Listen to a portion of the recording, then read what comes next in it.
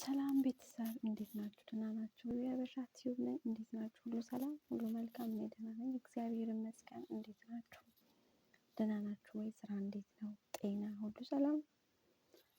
እኔ ደህና ነኝ፣ እግዚአብሔር ይመስገን። ዛሬ በአዲስ ቪዲዮ መጥቻለሁ ጋይስ እና እንዴት ናችሁ እያልኩኝ ማለት ነው ጋይስ። ብርድ መጥቷል፣ እኛ ጋር ዝናብ እየዘነበ ደስ የሚለው ማለት ነው። በጣም ደስ የሚለው ጋይስ፣ ዝናብ በጣም በቃ ብቻ ደስ የሚል ዝናብ እየዘነበ ነው እኛ ጋር። እዛ ነው ከነብነብ ያልኩት ያላችሁ እና ጾም እንዴት ነው? ስራ ሁሉ መልካም ነው ወይ? ደህና ነኝ ጋይስ። ዛሬ እኔ የሆነ ነገር ለመናገር ፈልጌ ነው። በእርግጥ ሀሳብ አስተያየታችሁንም ስጡኝ፣ መረዳት የምትችሉት ሀሳብ በመስጠት ነው። የሆነ ነገር ሀሳብ በሉ ልላችሁ ፈልጌ ነው። ሰብስክራይብ፣ ሼር ስለምታደርጉኝ በጣም አመሰግናለሁ። ስለምታበረታቱኝ በጣም በጣም ነው የማመሰግነው ውዶቼ፣ ፍቅሮቼ፣ ማሮቼ፣ ሁሉ ነገሮቼ ስላለች አቡዬ እና ማለት ነው። በጣም ነው በቃ ደስ ያለኝ። ምክንያቱም አሁንም እርዳታችሁ፣ ትብብራችሁ አይለየኝ እያልኩኝ የሆነ ነገር ቁም ነገር ላወራ ነው። ከምሬ ነው። እሱ ምን መሰላችሁ? የሆነ ሰው ጓደኛችሁ የሚሆን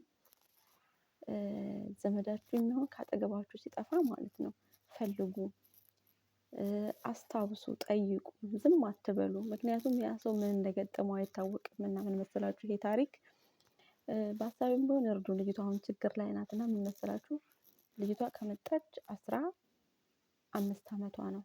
አረብ ሀገር ማለት ነው። ወደ ዱባይ ከመጣች የ2 ዓመት ደሞዝ ተሰጥቷታል። የ2 ዓመት ደሞዝ ተሰጥቷታል።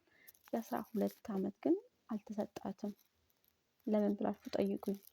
እንደመጣች አንድ ሰው ቤት ገባች። እዛ ከገባች በኋላ አልተስማማትም እና ቀየረች ሌላ ቤት ጋር ማለት ነው። ከዛ አሁን ደግሞ የኔ ሴትዮና ይሄ ሰውዬ እህቱ ነች፣ አሁን የገባችበት ቤት ማለት ነው። እዛ ከገባች በኋላ ግን የ2 ዓመት ሰጠቻት። በአዲስነቷ የ2 ዓመቷ ሰጠቻት። ከዛ በኋላ ልጅቷ ስልክም አይሰጣትም፣ ስልክ ማውራት አትችልም።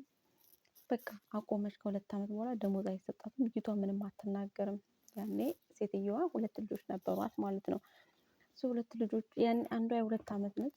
አንዷ ደግሞ እቺ ሰራተኛ ከገባች ነው የተወለደችው። ባልና ሚስቱ ተፋቱ። ሴትዮዋ በጣም ትንሽ ብቻ ነገረኛ ናቸው። ተለያዩ ሁለቱ ማለት ነው። ሰውየውም እንደ እብድ ነው የሚያደርገው። በሽተኛ ነው በነገራችን ላይ። ያው በመኪና ወድቆ የወደቀ ሰው፣ ደም የፈሰሰ ሰው ብዙ ነገር ይባላል እና በሱ ምክንያት አምስት ተለያዩ እና ይች ልጅ አሁን ምን መሰለች የ12 ዓመት ደሞዝ አልተሰጣትም። እግዚአብሔር እውነቴን ነው አልተሰጣትም። ልጅቷ አትናገርም፣ አትጋገርም። በፊት እኛ ጋር ስትመጣ ሲያወሯት እኛ ደግሞ ኩራት ይመስለናል እና ስትጠይቅ አዎ ደሞዝ የሚሰጡኛል ምንም ችግር የለም የምትለው እቺ ማለት ልጅቷ እንግዲህ ቤተሰብ አይጠይቃትም። ዘመድ እህቶቿ አሉ፣ እህቶቿ በሳውዲ አሉ፣ ዱባይ ዘመድ አላት። ማንም ይፈልጋት የለም። እንግዲህ ሰው ለዚህ ነው ሰው ሲጠፋባችሁ ፈልጉ ምለው ማለት ነው። የት ጠፋች፣ የት ሆነች፣ እንዴት ሆነች ብላችሁ ፈልጉ። አንዳንድ ጊዜ ጥፍት ሲሉባችሁ ከ3 ወር በላይ ከጠፉባችሁ ወደ ፍለጋ መውጣት አለባችሁ። ዘመዳችሁ ይሁን ጓደኛችሁ ይሁን እና እቺ ልጅ አሁን ሰውየው እንደሚለው አሁን እኔ እየፈረምኩ ወጥቻለሁ አላት። ከዛ አሁን በቅርብ 2ቱ ልጆች ከእናታቸው ጋር አልፈልግም ብለው ወደ አባትየው መጡ፣ አያታቸው ጋር ማለት ነው። እና እዛ ነው የምናገኛት። እቺ ልጅ ከኛ ስትቀላቀል ጊዜ ከኔ ጓደኞች ስትቀላቀል አፍ መናገር ጀመረች። ምንድነው ችግሮች? ደሞዝ አይሰጠኝም ማለት። በፊት ምንም ነገር አትናገርም። እግዚአብሔርን እኔ የሆነ ነገር አድርጋት ይሁን እሱ ፈጣሪ አምላክ ይወቅ። 12 ዓመት ሙሉ እንግዲህ ከዛ በኋላ ማልቀስ ነው። አሁን ሲገባት እያስታወሰች መጣች ማለት ነው። አሁን ደግሞ ምን ሆነ መሰላችሁ? እንትኗ ፓስፖርቷ ኤክስፓየር ዴት ሆኗል። እንግዲህ ስንት ዓመት ሙሉ እሱ ታደሰላት በስንት መከራ። ይሄ ሰውየው አምጥቷት ከሴትዮዋ ጋር ማለት ነው። ከሴትዮዋ ጋር ታልተዋል። ልጆቹ ሲመጡ እሷ መጣች። ከዛን ፓስፖርቷ ታደሰላት። አሁን በስንት መከራ በራሷ ብር ክስ እንጀምርልሻለን ብለዋት ነበር። ቤትቻ አሮጊቷና ሰውየው ባልየው ሚስቱን ማለት ነው። እንግዲህ እንከስልሃለን ምናምን ብለው ነበረ። አሁን ሰውየው ተቀየረባት። ይሄም ሰውየው ስራ ስለሌለው ደሞዝ በስነ ስርዓት ሊሰጣት አልቻለም። የ12 ዓመት ደሞዟ እንደዚሁ ቀልጦ ቀረ። ማንም አልከሰሰላትም፣ የሚከስላትም የለ። ይባስ ብሎ ደግሞ አሁን ደሞዝ አልሰጣላት። ደሞዝ አልሰጥ ሲላት ውሰደኝ አለችው። ሰውየውም አልወሰዳትም። ከዛ ማለት ነው ለእሱ ሳይቀር ጭራሽ ደሞዝ ለምን ጠየቅሽ? ለሰው ለምን ለአሮጊቷ ለምን አወራሽ? ለእኛ ለሰራተኞቹ ለምን አወራሽ ብሎ ሰውየው ድብደባ ተነሳ ማለት ነው። ሊደበድባት ተነሳና በሱ ምክንያት ሰውየው ፖሊስ መጥቶ የያዘው ማለት ነው። ሲመታት በሁለተኛው ቀን ሲመታት ፖሊስ ያዛ። ሰውየው ታስሮ 5 ቀን እንደዛ ታስሮ አሁን በዋስ ነው አሉ የተለቀቀው። እቺ ልጅ እንግዲህ ፓስፖርቷን ሰጥቷታል። እና ደግሞ አሁን ምን ማድረግ እንዳለባት ነገር በስሙ ነው ያወጣላት ፓስፖርቱ ማለት ነው። በሰውየው ስር ነች ያለችው። እንዴት ነው የምታደርገው አሁን? እና ደግሞ አንዷ ዘመዷ ክስ መስረታበት ነበር። አሁን በዋስ ያው እነሱ ሀገራቸው ነው። በእርግጥ እውነት ለመናገር የዱባይ ሕግ በጣም ደስ ስለሚለው በእኛ ምክንያት በሰራተኛ ምክንያት ራሱ 1 ቀን ማደሩ ለእኛ በጣም ትልቅ ደስታ ነው። ለእነሱ ግን እንደ ውርደት ነው የቆጠሩት ማለት ነው። ግን ይሄ መታሰሩ ለዚች ልጅ ምንም ጥቅም አልጠቀማትም። ይች ልጅ ደሞዝ የላትም። ከእድሜዋ እድሜ አልሆነም፣ ከደሞዟ ደሞዝ አልሆናትም። ምንም የላትም። በባዶ ነች ያለችው። አሁን ወጥታለች፣ የሆነ ዘመድ ጋር ነው ያለችው፣ ስራም አልገባች። እና አሁን ምንድን ነው የምታደርገው? ምንድን ነው የሚረዳት? ይሄንን እስከ መጨረሻው የምታዳምጡ ከሆነ መልሱልኝ በጌታ። እና ሊሰጣት ይችላል ይሄ ደሞዟ ማለት ነው። የ12 ዓመት ይሰጧታል። ብትከስስ እንዴት አድርጋ ነው የምትከሰው? እንትኖቹ የእኛን ቢያቶቹ ታውቃላችሁ፣ ምን እንዳሉ ታውቃላችሁ? እስካሁን ድረስ የት ነበርሽ? ስንት ሰው ተቀያይሯል፣ በእኛ ጊዜ አይደለም ምናምን። ይሄ ነው መልሳቸው ማለት ነው። ኤምባሲዎቹ ሲጀመር እነሱ ሊረዷት አይችሉም። ሀቢባ ጋር እንድትደርስ ነበረ በፊት ቢሆን ጥሩ ነበር። ያው ሀቢባ አሁን ወደ ፖሊስ ሂጂ ነው የምትላት።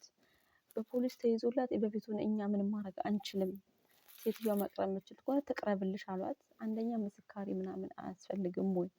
ይቺ ሴትዮ እንዴት ነው በህግ መጠየቅ የሚቻለው? የምታውቁ ከሆነ እርዷት ይች ልጅ ለማለት ነው። ልጅቷ በጣም የምታሳዝነው አሁን ወደ ሀገሯ እንዳትገባ፣ አገሯ ላይ አሁን ጦርነት ነው ያለው። ወደ ቤት ራሱ መግባት አትችልም። ምክንያቱም ወደ አማራ ክልል ላይ በጣም ጦርነት ነው ያለው እና ማለት ነው። እና በጣም ነው የምታሳዝነው። እኔ ሚዲያ ላይ ውጭና ሁላችንም እናግዝሽ ብያት ነበር በፊት። እና እሷ ደግሞ እንዴት ይሄ ሁሉ አመት ተቀምጬ ባዶ እጄን እገባለሁ? በእርግጥ በህይወት መትረፏ ራሱ ትልቅ ነገር ነው። እና ይሄ ሁሉ ልላችሁ የፈለኩት ምንድነው፣ ቤተሰብ አልፈለጋትም። ማንም ወደ ሚዲያ ወጥቶ አልፈለጋትም። አላቅም እንግዲህ በውስጥ ከፈለጓት ማለት ነው። አሁን ነው ራሷ ስትደውላ ያገኘቻቸው እንጂ ማንም አልፈለገም። እና ቤተሰብ የሆነ ነገር በአረብ ሀገር አብሶ ስደት ላይ ያለ ነው ዝም የሆነ ነገር በቃ ማለት መፈለግ ያስፈልጋል። ድምጻችን ጥፍት ሲል ስልክ አለመደወል ስንተው ምናምን ነገር እፈልጋለሁኝ። እውነት ቤተሰብም ዝም ማለቱ በጣም ነው የገረመኝ።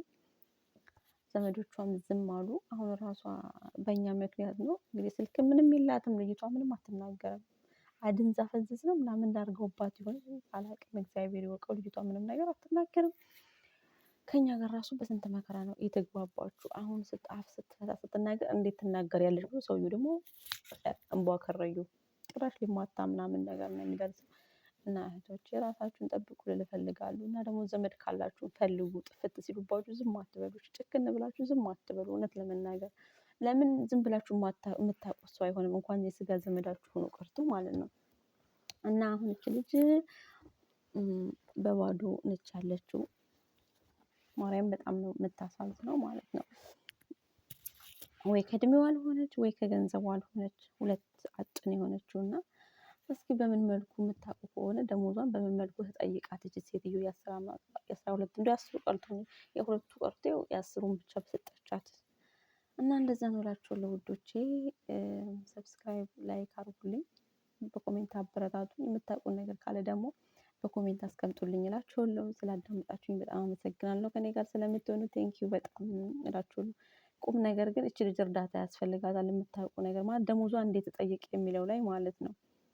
ኤምባሲዎች ታውቃላችሁ፣ የኛ ሀገር ኤምባሲ ለእኛ ሳይሆን እኔ ስራቸው ራሱ ግራ ይገባኛል። ፖሊስ አናቅም ያለፈውን አሁን የመታችበትን ክሱን አንስታለች። ፓስፖርቱ ተሰጥቷታል። እሺ ፓስፖርቱን ትሰጫለሽ ወይስ ክስ ትመሰርቻለሽ ነበር የተባለችው። እሷ ደግሞ ፓስፖርት ይሰጠኝ ወደ ሀገርሽ ልሸኛት ነበረ። እንግዲህ አስበሽዋል። እሱ ቢታሰር እሷ ወደ ሀገሯ ትሄድ ነበረ። እሷ ደግሞ ወደ ሀገር መሄድ አትፈልግም ማለት ነው።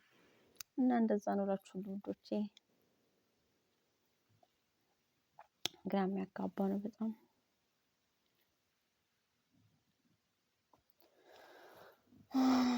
እግዚአብሔር እንግዲህ ይጠብቅ። ምንም ማለት ማድረግ አልችልም ማለት